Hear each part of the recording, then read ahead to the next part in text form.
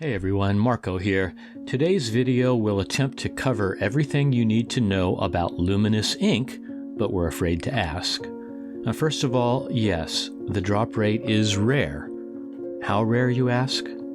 Too rare. Even ZOS is admitting that there's a problem with it. In a note on the ESO forum a month ago, Gina wrote, "Hi everyone, just wanted to let you know we've seen your feedback over the drop rate for ink." Now, feedback in this case meaning complete outrage.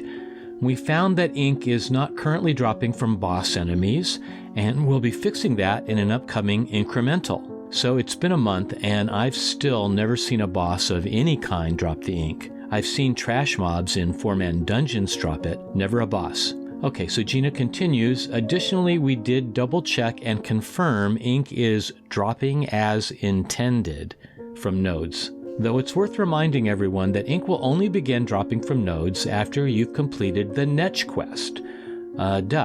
Once the fix goes out for the boss enemies, we'll continue to monitor the drop rate and make further adjustment if necessary." So I did a quick check today on TTC, and ink prices are skyrocketing, 40 to 60,000 at the moment. So Gina, if you're watching this, further adjustments are necessary. Dropping as intended.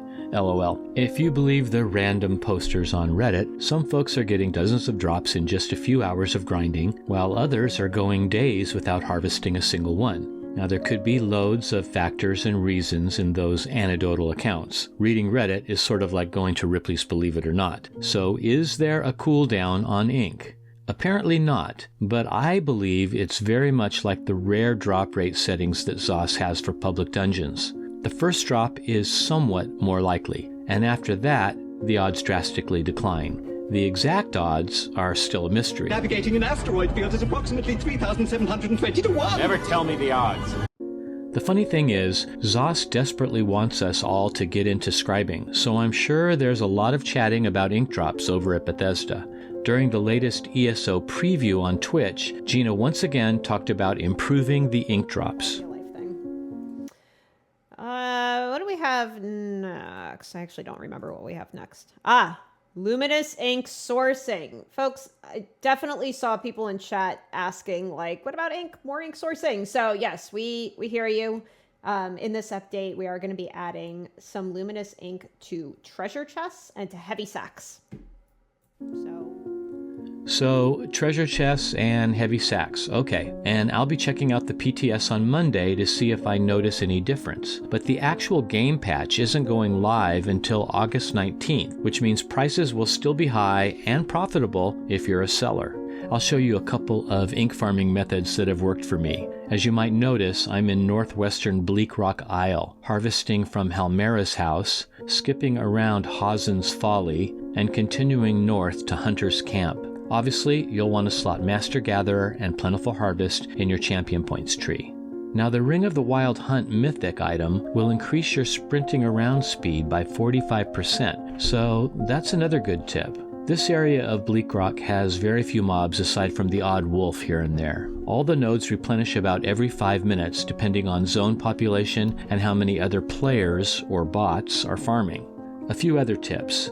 Having Keen Eye maxed out on all your crafting resources will help you see them. Keen Eye is a crafting passive. Also, farming when ESO is in night mode greatly helps you with the Keen Eye.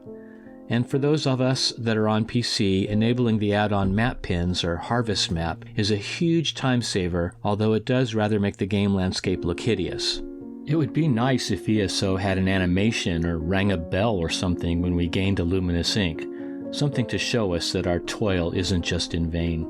Something that I've come to do while farming Luminous Ink is once it drops I log out and log in with an alternate character. If there is some kind of cooldown or percentage metric for the Luminous Ink, it doesn't seem to be account-wide, but it still might be character-bound.